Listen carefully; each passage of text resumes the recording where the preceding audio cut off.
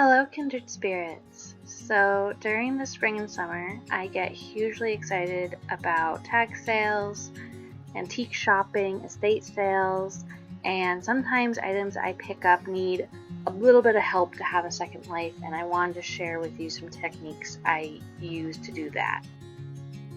So the first item that I want to share with you is this beautiful purse. I think it's from either the 40s or 50s as far as I can tell. It has a Bakelite closure as well as its little chain is also made from Bakelite, and it's beautifully beaded all over. But it had definitely been left to kind of the elements and hadn't been cared for in a while. It was hugely dusty and the Bakelite was kind of grimy. So the first thing I did was I took some vinegar and some Q-tips and I just used it to go into all the cracks and crannies to get rid of the dust. And I also used the Q-tips to wipe down all of the Bakelite pieces. The next thing I did was I took my little flashlight there and checked the inside silk to make sure there were no rips or damages that I needed to take care of or that I need to be aware of.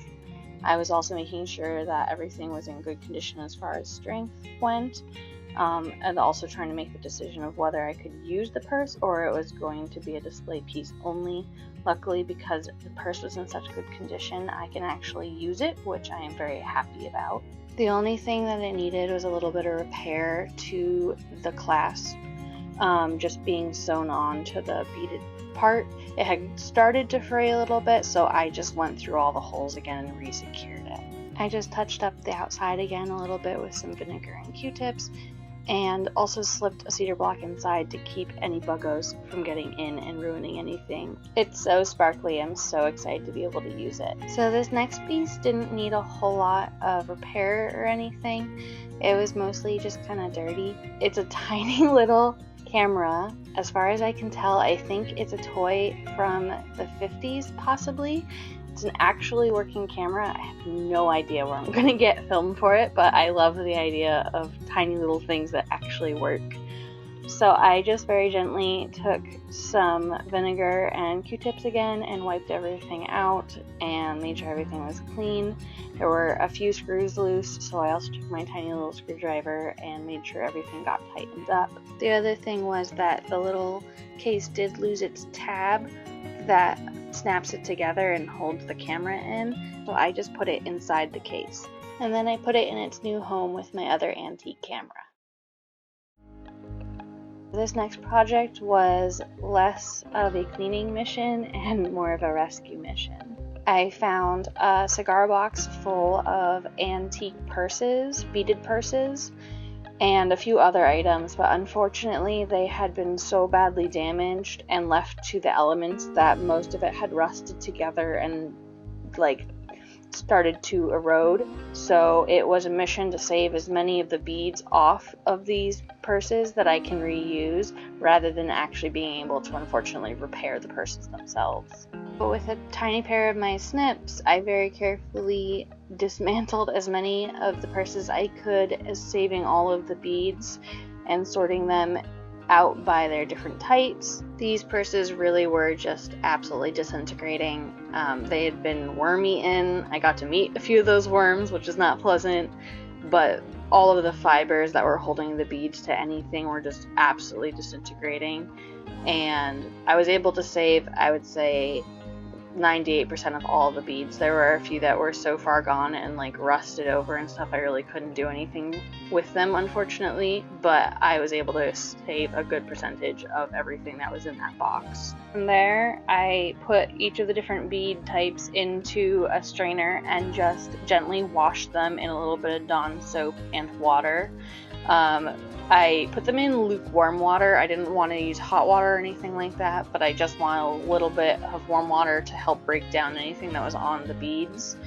And then I laid them out on paper towels to dry out and be ready to put into their bottles. But this worked like a treat. Having a little strainer and just gently rinsing them with soap, they cleaned right up and they looked wonderful. I had a bunch of tiny little glass bottles that I had thrifted from another estate sale. So they were the perfect size to put all the different kinds of beads in separately and have them each in their own little containers. These beads were beautiful glass beads. Some of them were this beautiful burgundy color that I'm sorting into there right now. I had some iridescent ones, just absolutely gorgeous, and I was so happy I was able to save them and I didn't have to throw this all out. That box was really bad, and I think anybody else looking at the box would have thought it was just trash, but I'm really happy that it didn't go in the garbage, and I'm actually able to save these for future projects that they can be used for. I don't know why, but little glass bottles on windowsills scratch that apothecary itch in my brain.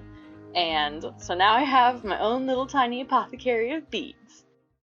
So the last thing I want to look at today is what to do when you have metal pieces that are in need of intensive care. Two of the items here came out of that cigar box, the pair of glasses and that purse handle.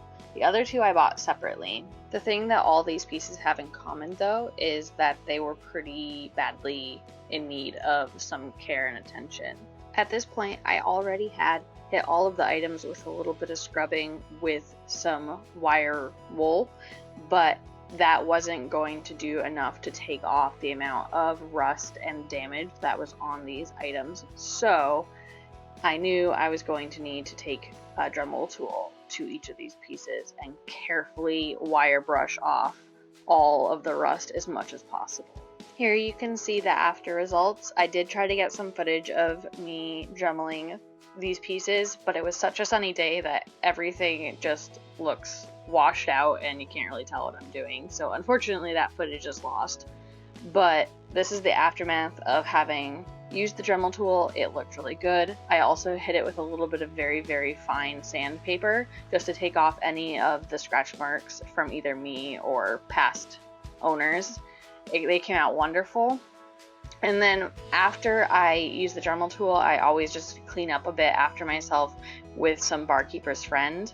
It works really, really well on most metal pieces. I don't advise for silver, it will ruin those pieces, but for anything that is just a plain metal, it works really well. And I use a little bit of that, and then I immediately wipe it off to try to shine it up a bit, but just to take off any of the gunk that I've kicked up from when I'm dremeling each piece. The little glove hook also got a little bit of WD-40 so it could close smoothly. Sometimes items like this aren't really savable, but I'm really happy that this time I was able to save a few of these.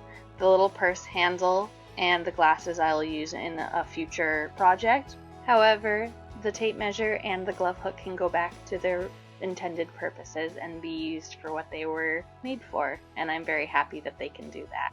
I hope you found this interesting, maybe even giving you the courage to try some of this at home. It's all very doable as long as you have a little bit of patience. It takes me a lot of patience, I know that for sure, but I think the results are well worth the patience I have to put in. And with that said, until we meet again, my friends, happy treasure hunting.